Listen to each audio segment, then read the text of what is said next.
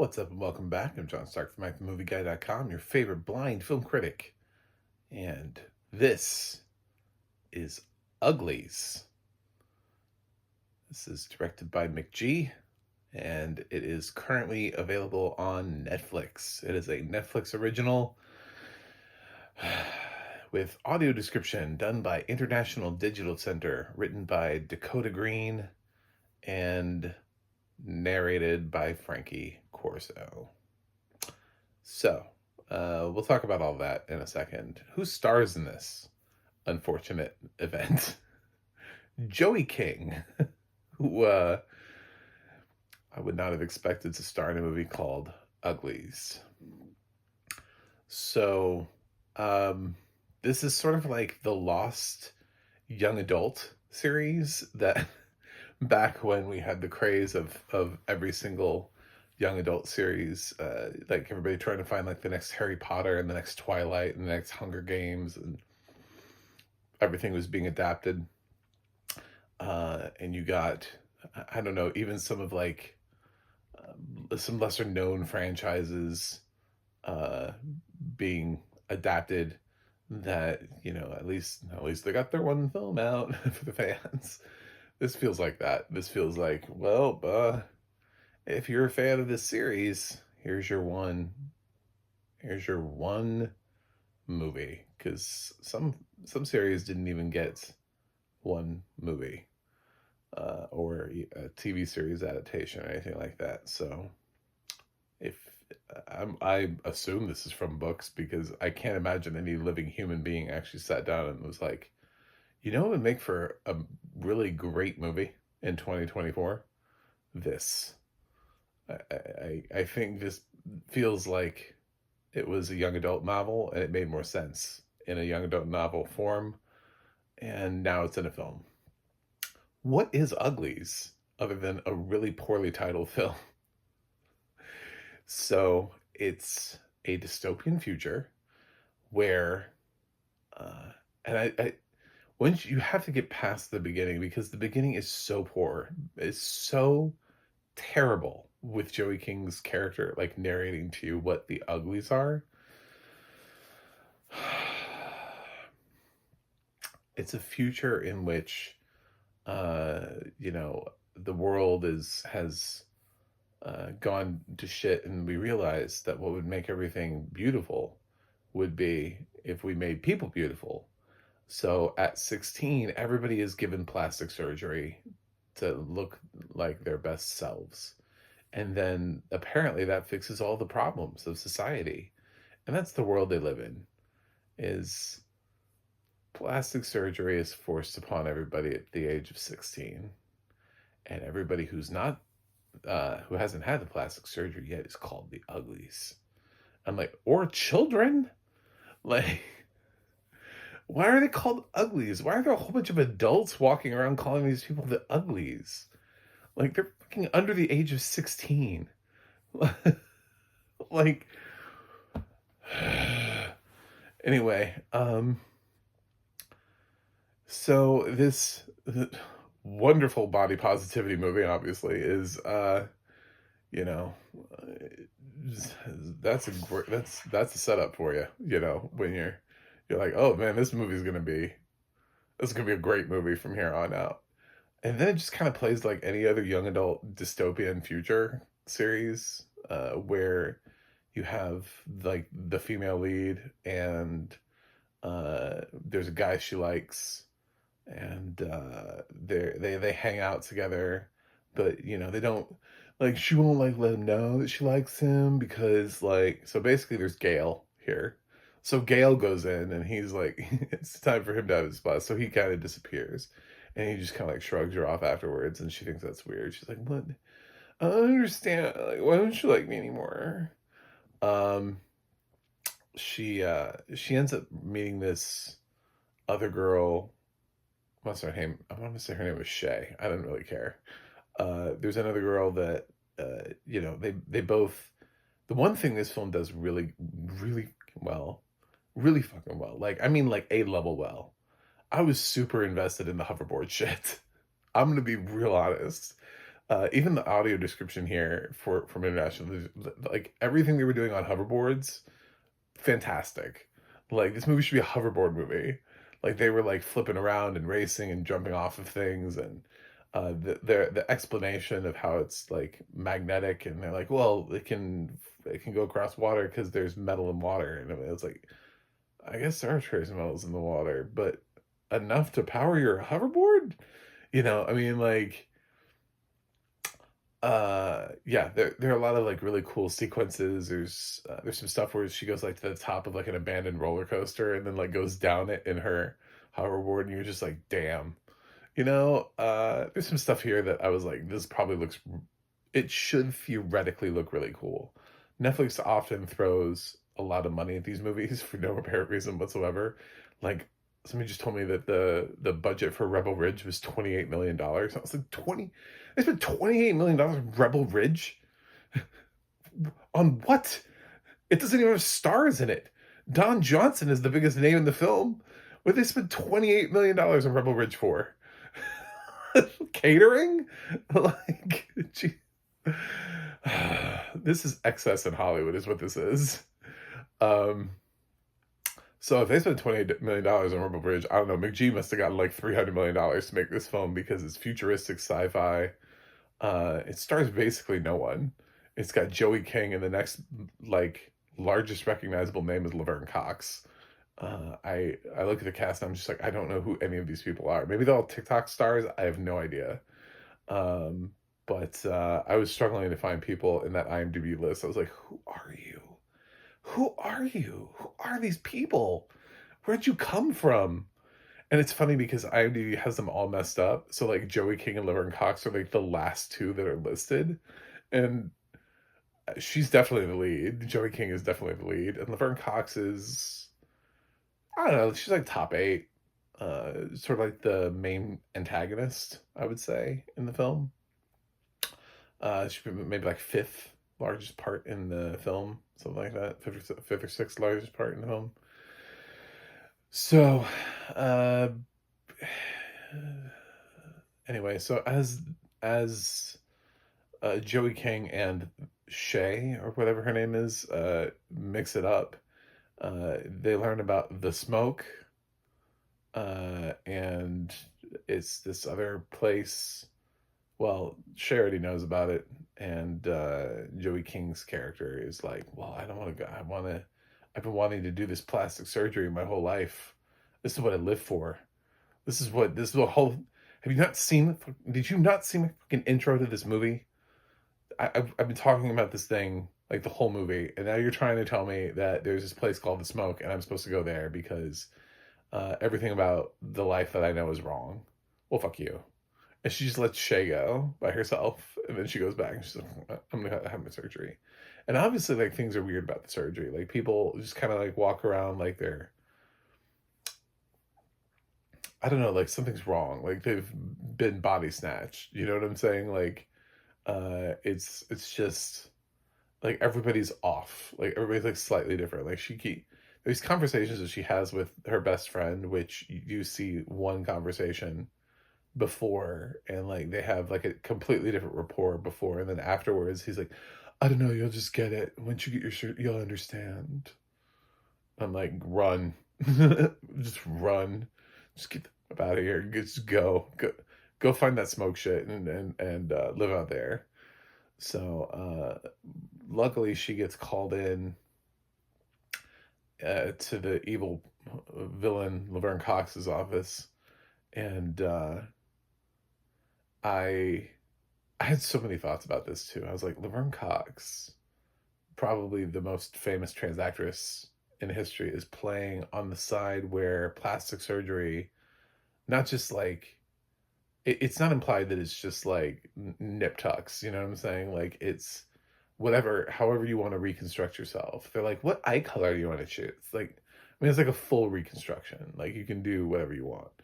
And as a trans actress, I would think this is a weird message to send, that this area where you can have this kind of access to this level of surgery or whatever would be necessarily run by evil people. And you're supposed to go live in the smoke where everybody lives naturally, as God intended. It's a weird role to accept. I'm thinking there's probably more depth to it, and it just never gets there because, again, this was directed by McG, and it's a Netflix original, and it's probably a young adult novel it's more than one book, or we should get more than this, or so. I don't know. I don't know what's happening. I think about Netflix had that school, what, the School of Good and Evil. I was like, are they going to turn this into a franchise? No. Okay. Why are we doing this then? Netflix makes lots of movies and then they never make sequels to them, even though they clearly are like, this should be like a trilogy or a franchise or. They announced an Old Guard sequel like 4 years ago. That isn't coming. So I don't. Will we ever see Uglies 2? Probably not. Even if this could be a 8-10 series book. I have no idea. Never. It will never get one. It'll never get a sequel. Somehow we got a Code Part 2 though. That one I don't. That one blows my mind. I have no idea where we got that from. So they go up to the smoke and her friends there, and like everybody just, and they tell her the story of why they're out there and the evils of the place before, and now she has to decide for herself, what will she do? What choices will she make in this young adult novel adapted for the film by McG? In case you've never seen one before, this is all pretty obvious where this is headed. There's also this character, David, who I'm sure he's attractive and hot and whatever, and it's just making him feel all sorts of things. So you get that once again, you get that like love trio where like her old friend has been like basically brainwashed, but she still like has this connection with him. And then now there's David. Oh my God, David. It's just, anyway. Should you watch Uglies? Probably not, but you're going to. Let's be honest. It's almost like Netflix people with it's this weird connection that we have like on Fridays with Netflix, where we're like, what did Netflix make for us this week? Oh great, let's check it out. Maybe it'll actually be good. No, it's not. It's not good. Over and over and over and over and over and over and over. And every once in a while they buy a film that they didn't make and they put it there and they got it out of a festival and it's fucking great. And you're just like, oh my God, Jesus, thank you so much. Thank you. Buy more movies. So yeah, this has hoverboard sequences that are really fun. And the rest of the movie is problematic thematically from the very beginning. Just the whole message of, beauty on the outside, like this is the world we live in where we go and everybody just wants to be pretty on the outside. Let's go. Like, let's do this. This is our world. This is how we solved problems, was to make everybody pretty. Like, what? Who wrote this? Who came up with this idea? Like, this is I felt so, like, I felt ashamed while watching this movie. I was like, I have to review this afterwards. I didn't know. It's just like, it's a new Netflix movie. Just click on it. Uglies. It has audio description. Whatever. Oh my God. What is this? I kind of thought it might be like animated for a while there. I was like, is this animated? Is this some sort of like weird anime thing? No, it's not. Oh, it's McG. Oh God. Oh no. So the audio description, yeah, I mean, there's nothing wrong with it. I was never like, oh no, I don't know what's going on. And like I said, the hoverboard sequences were all done really well. So this film has audio description it doesn't even deserve. It doesn't even deserve this level of audio description. The movie is just really very mediocre at the end of the day. McG is oddly competent enough to be able to keep his film from just going completely off the rails, which I'm not saying McGee's a great director. I'm not saying I love the hell out of McGee. Sometimes he's made a good film. Sometimes he makes just kind of like mediocre films. This is a mediocre film. Um, but there are parts of this that are entertaining, especially when you forget what the movie's about and you just sort of like go with him on it and you just go on this journey. I don't really have anything directly wrong with the acting. Um, so yeah, it's Netflix has made worse this year. They've put people into films where you're just like, I don't understand why this even exists. Why is Jessica Alba an action star now in Trigger Warning? Like, or things are just conceptually, you're just, I don't understand this. But uh, this is, this just feels like the lost young adult novel that never got made. And for some reason, Netflix was like, well, we bought the rights to this 10 years ago. We might as well do something with it. Here you go, McG. Have fun. Make it happen.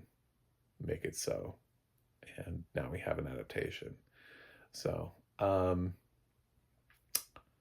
that's Uglies. That's Uglies. I don't really have more to say on it. The film is really not that deep. It's very skin deep. Or it's very surface level for a film that is all about appearances and am I pretty? I I want to solve all my problems. I fucking hate the idea that in this film that they're like, at 16 you get this, because it's always like in everything else, there's always like an age, right? There's an age where you get entered in for the Hunger Games, and all those kind of things, right? And your name gets put in for that, and and it's always like young, right? So like at 16 is when this thing happens. No matter what franchise you're in, the age is always important. It's always young. Whether you're going to Hogwarts, whether you're getting selected for the Hunger Games, whether the whole Divergent thing, like everything is always happening to kids because of young adult novels. But I just hate the fact that then afterwards, everybody who's not basically 16 or up is called uglies. I'm like, they're children. Aren't Okay, so pretty people have to have the children, right? Still? Isn't that how that happens? Don't people who have surgery then have these kids? What do they do? Just walk around calling them ugly all the time for 15 years? Be like, oh, God, I had an ugly. Of course you did. Everybody did, because that's natural birth. What did you think was going to happen?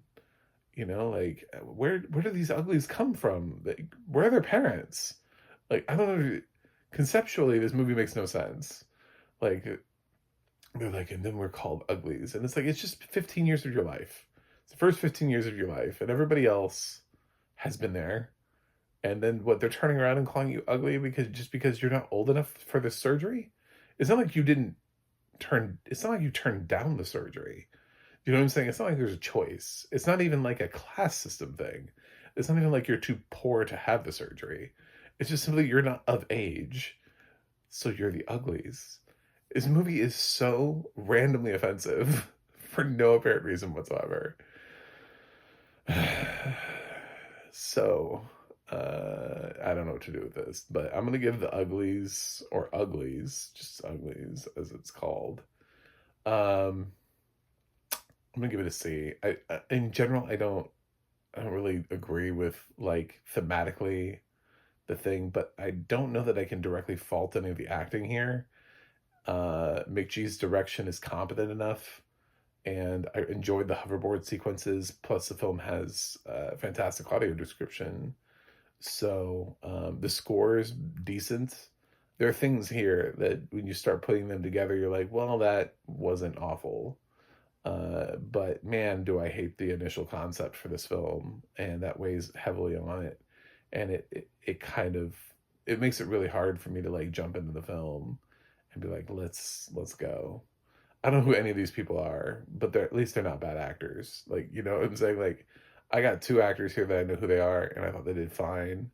Uh, you know, but so did also the other people who I don't know. I didn't think any of them gave bad performances.